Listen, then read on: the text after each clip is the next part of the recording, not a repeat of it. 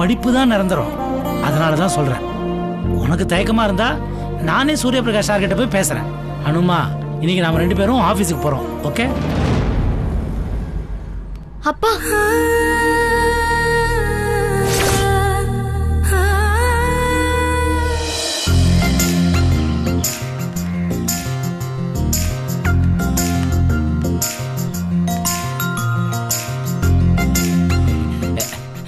அனு, congratulations. இல்ல Sampath, London போறது cancel ஆயிடுச்சு. ஐயோ, என்னடி சொல்ற? கேன்சல் ஆயிடுச்சா? ஏண்டி? எக்ஸாம்ஸ் வருதுல்ல, அதான் அப்பா வேண்டான்னு சொல்லிட்டாரு. அது எப்ப வேணா எழுதலாமே. நான் வேணா அங்கிள் கிட்ட பேசவா? வேண்டாம் ரம்யா, அப்பா ரொம்ப கோவமா இருக்காரு.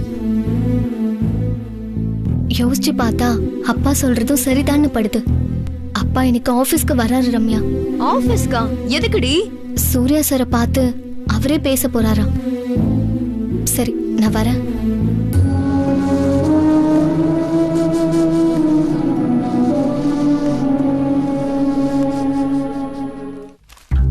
புஷ்பா, ஆட்டோக்கு ஒரு 100 ரூபாய் வேணும். சில்லறையா கொடு.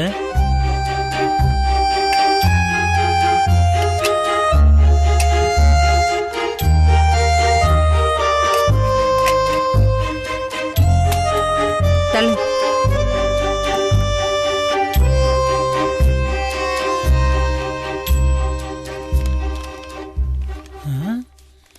எவ்வளவு இடத்துல பணத்தை ஒளிச்சு வைப்ப நீ? உனக்கு என்ன சுப்பு? உனக்கு தேவை ஆட்டோல போறதுக்கு பணம், அதுவும் சில்லறையா வேணும்ல. இந்த சில்லறையா இருக்கு, இந்தா. சுப்பு, நீ போய் சூர்யா சாரை பார்த்தே ஆகணுமா? அதுல எந்த சேஞ்சும் இல்ல. நிச்சயமா போய்தான் ஆகணும். அவரை பார்த்து பேசித்தான் ஆகணும். ஆக்சுவலா பெங்களூருக்கு டிரான்ஸ்ஃபர் பண்ணும்போதே நான் பேசியிருக்கணும். அதான் அவரே வீட்டுக்கு வந்து மன்னிப்பு கேட்டார்ல. அவ்வளவு பெரிய மனுஷர், அவரே நம்ம வீட்டுக்கு வந்து மன்னிப்பு கேட்டாருல்ல. அந்த மரியாதைக்கு தான் இப்ப நான் அவரை போய் பார்த்து பேச போறேன். வரேன்.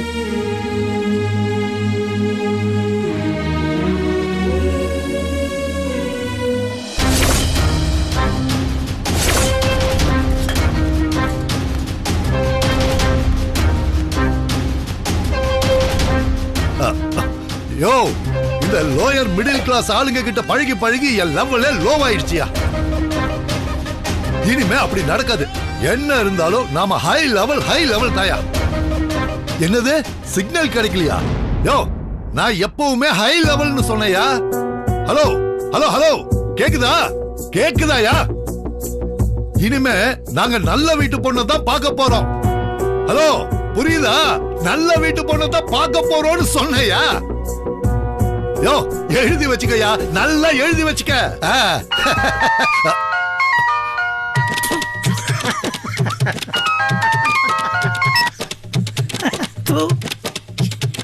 என்ன பழப்படாது கருமண்டா, எல்லாம் போலித்தனம். மாமா, என்ன நீங்க இங்க இருக்கீங்களா? அம்மா உங்களை தோசை சாப்பிட கூப்பிட்டாங்க. தோசை சாப்பிட வாங்கன்னு சொல்றதுக்கு போன் பண்ணணுமா? ஐயோ, தோசை ஆறி போடுன்னு கூப்பிட்டா ரொம்ப தான்.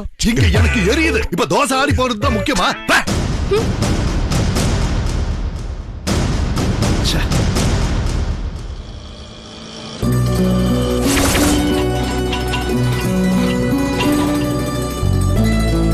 என்னங்க ஆச்சு? சார், கேஸ் காலி ஆயிட்டு இருக்கு சார். இதெல்லாம் முன்னாடி செக் பண்ணி வைக்க மாட்டீங்களாண்ணா? இங்க கேஸ் ஸ்டேஷன் எதா இருந்தா சொல்லுங்க சார், அப்படியே போட்டு போயிடலாம் சார். என்ன பேசுறீங்க நீங்க? நான் என்ன இந்த ரூட்ல டெய்லி ஆட்டோவா ஓட்டிட்டு இருக்கேன்? இங்க பக்கத்துல எங்க கேஸ் ஸ்டேஷன் இருக்குன்னு தெரியறதுக்கு. என்ன சார் நீங்க? இந்தாங்க, இதை வச்சுக்கோங்க. Sorry sir. பரவாயில்ல, நாங்க வேற ஆட்டோ பாத்துக்கிறோம். நீங்க என்ன பண்ணுவீங்க பாவம்? வாமா.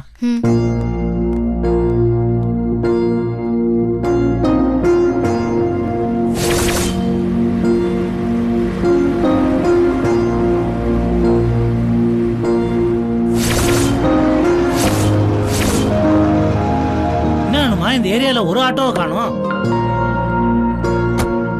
ஹாய் அனு. ஹாய், இது உங்க அப்பாவா? ஆமா ஆமா, அனு அப்பா. ஹலோ சார், வீட்டுக்கு வந்திருந்தேன், உங்களை தான் பார்க்க முடியல. Nice meeting you sir. ஓ, நீ தானே அது? நீ வந்துட்டு போனதுலேருந்து என் ஒய்ஃப் உன்னை பத்தியே தான் பேசிக்கிட்டு இருக்கா. ஆன்லைன்ல ஏதோ ஃபுட் ஆர்டர் பண்ணியாமே, அதை கேட்டதுல இருந்து நாங்களும் முடிவு பண்ணிட்டோம். இனிமே வாரத்துல ஒரு நாள் ஆன்லைன்ல தான் ஆர்டர் பண்ணி நாங்க சாப்பிட போறோம்.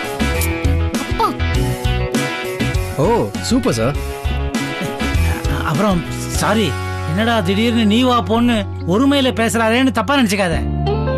நிச்சயமா நீ என்னோட வயசுல ரொம்ப சின்னவன் தான், அந்த உரிமையில தான் அப்படி கூப்பிடுறேன். உங்க அனுவை விட 3-4 வயசு தான் பெரியவனா இருக்கலாம், அவ்வளவுதான் சார். மற்றபடி நான் ரொம்ப சின்ன பையன் தான். வயசுல சின்னவன, அதுவும் என்ன மாதிரி அழகான ஒரு பையனை நீ வா போன்னு கூப்பிடுறதா சார் ஒரு தனி அழகே. what do you say, அனு? ஆமா ஆமா கரெக்ட் தான். ஏன்னா எனக்கும் இந்த மாதிரி சின்ன பசங்களெல்லாம் சாரும் மோருலாம் கூப்பிட்டு பழக்கம் இல்லை. It's okay. நான் உங்களை எப்படி கூப்பிட? Yes dude. It's okay dude. டியூடா? ஆமாம் டூட். என்னமோ உங்களை பார்த்தா எனக்கு டூடுன்னு தான் கூப்பிடணும்னு தோணுது. எனக்கும் இப்படி கூப்பிட வேற யாரும் இல்லை பாருங்க, அதான் டூட். யோசிச்சு பார்த்தா என்னையும் சின்ன வயசுலேருந்து யாருமே டியூடுன்னு கூப்பிட்டதே இல்லை. அதனால ஃபார் ஏ சேஞ்ச் நீ என்ன அப்படியே கூப்பிட. அதுவும் இல்லாமல் இந்த காலத்து பசங்க பேர் சொல்லி கூப்பிட்டாலும் பரவாயில்ல, மனசுல மரியாதை இருந்தா போதும் இல்லையா? எங்க ஆஃபீஸ் கானு? ஆமா, நானும் ஆஃபீஸ் தான் போறேன். Come I'll drop. வேணாம் வேணாம், எதுக்கு உனக்கு வீணா சிரமம்? நாங்கள் ஆட்டோ பிடிச்சி போய்க்கிறோம்.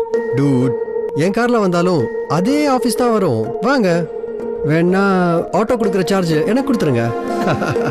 வாங்க போலாம். Let's go. வாணு.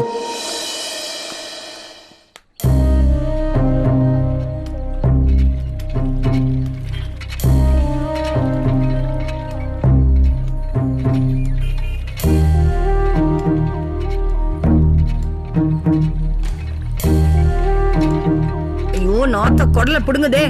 5 நிமிஷம் கூட நிக்க முடியல. என்னென்ன வியாதி வரப்போதோ. ஐயோ இங்க நிக்கவே முடியல, நாத்த குடல புரட்டுது.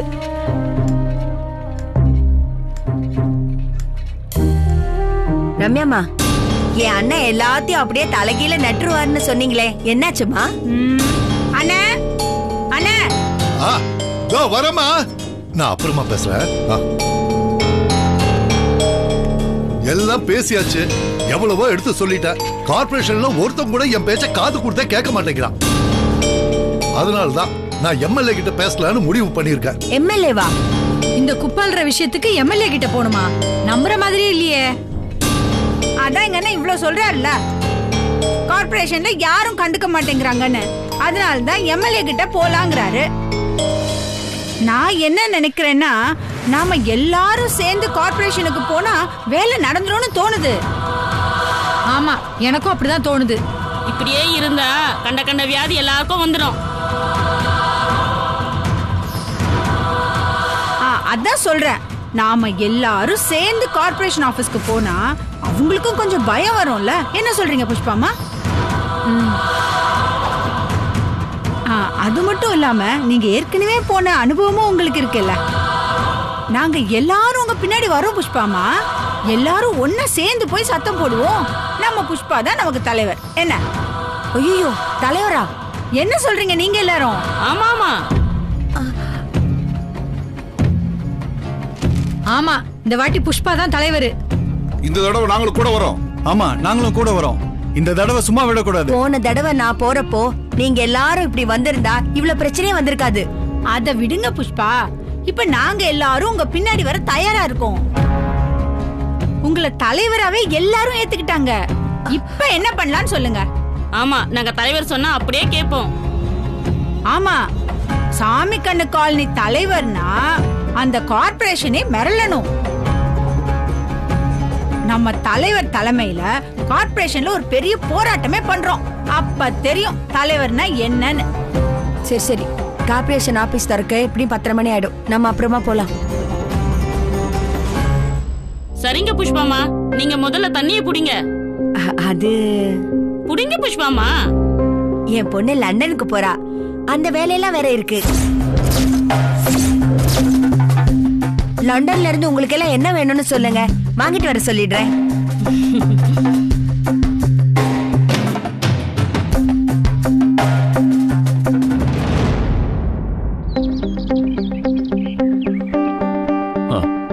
Yeah, just now I mailed you. Please have a look. மற்ற விஷயங்களை எல்லாம் சாயங்காலம் ஸ்கைப்ல பேசிக்கலாம். Bye for now. Good day.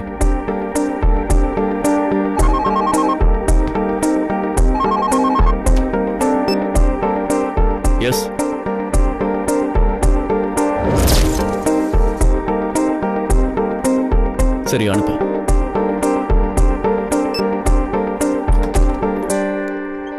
May come in sir? Yes come in. வாங்க சார்.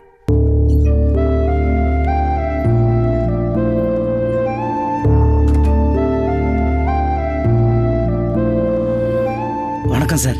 வணக்கம். உட்காருங்க. Thank you sir. என்ன சாப்பிட்றீங்க? Tea, coffee? அதெல்லாம் ஒன்றும் வேணாம் சார். இப்பதான் சாப்பிட்டு வந்தேன்.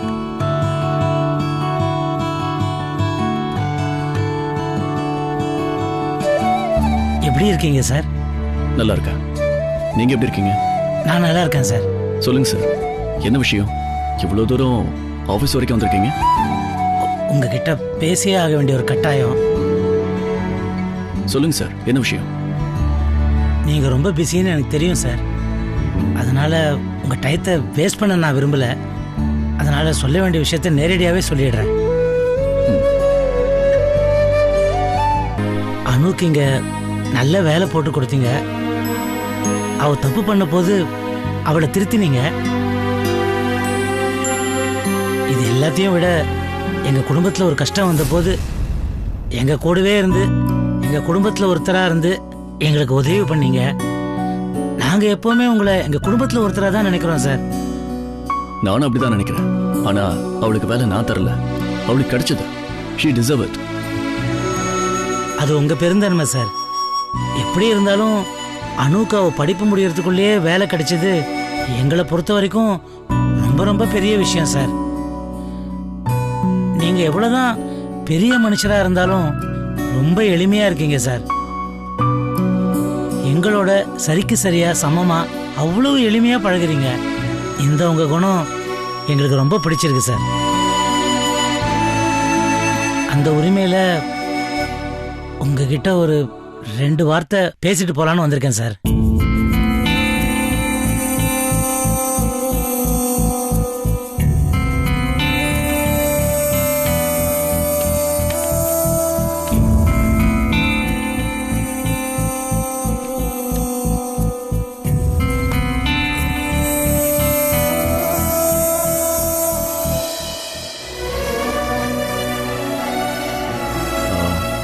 நான் வேணா அனுவை வெளியே இருக்க சொல்லவா?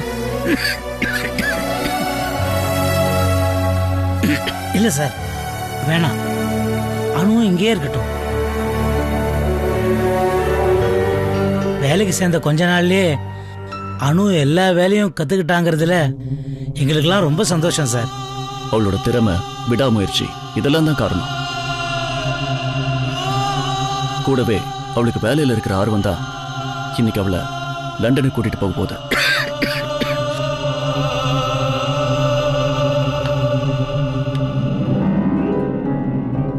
Thank you sir.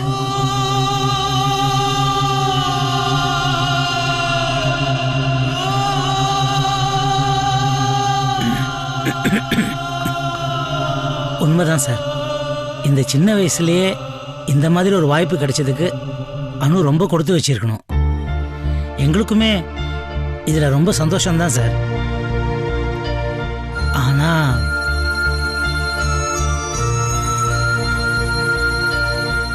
இப்போ அனு லண்டனுக்கு போக வேண்டாம் சார்.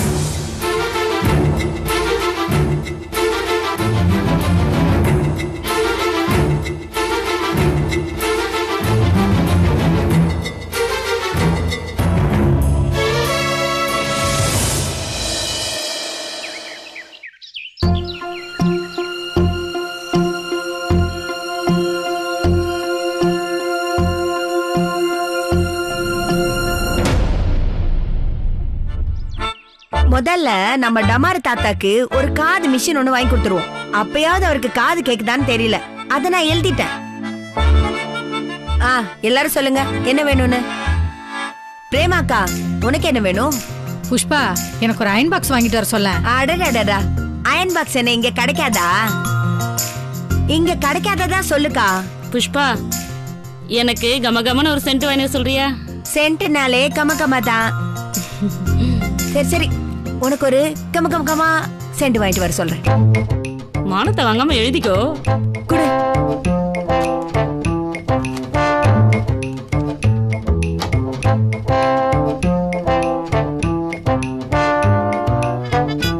ரமேஷ் அண்ணா உனக்கு என்ன வேணும் சொல்லு. ஒருவேளை அனு ராணியோட அரண்மனையை பார்க்க போனானா அந்த அரண்மனையோட நல்ல போட்டோ ஒண்ணு வேணும். அரண்மனையோட போட்டோ சரியா பக்கிங்காம் போட்டோன்னு எழுதிக்க புஷ்பா. எதே பக்கியா? சரியா சொல்லு. ஐயோ பக்கிங்காம் பேலஸ். ஒவ்வொரு எழுத்தா சொல்லனே. பா இக் கி இன் கா இம் பக்கிங்காம் பேலஸ். எழுதியாச்சு. மீரா மேடம், அனுவோட அப்பா சுப்பிரமணி வந்திருக்காரு. சுப்பிரமணி சாரா? ஆபீஸ்க்கா? ஏன்? சின்னதா பத்த வச்சுட்டு வந்தேன், சூடு தாங்க முடியாம ஓடி வந்திருக்காரு. இப்போ சூர்யா சார் கூட பேசிட்டு இருக்காரு. பங்கஜ் லண்டன் போறத பத்தியா? குட். அதுக்கு சூர்யா சார் ஒத்துக்கணுமே. எனக்கு என்னமோ. வெயிட் அண்ட் வாட்ச் மீராஜி. அனுவோட ஜாதகப்படி இப்போதைக்கு அவளுக்கு வெளிநாட்டு பயணம் கிடையாது. அப்போ நாம பயணம் இனிதாக அமையட்டோன்னு விளம்பரம் தர தேவையே இல்லைல்ல.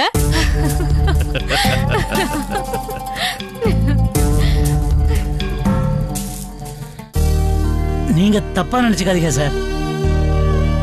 நான் ஒன்னும் அவசரப்பட்டு இந்த முடிவு எடுக்கல.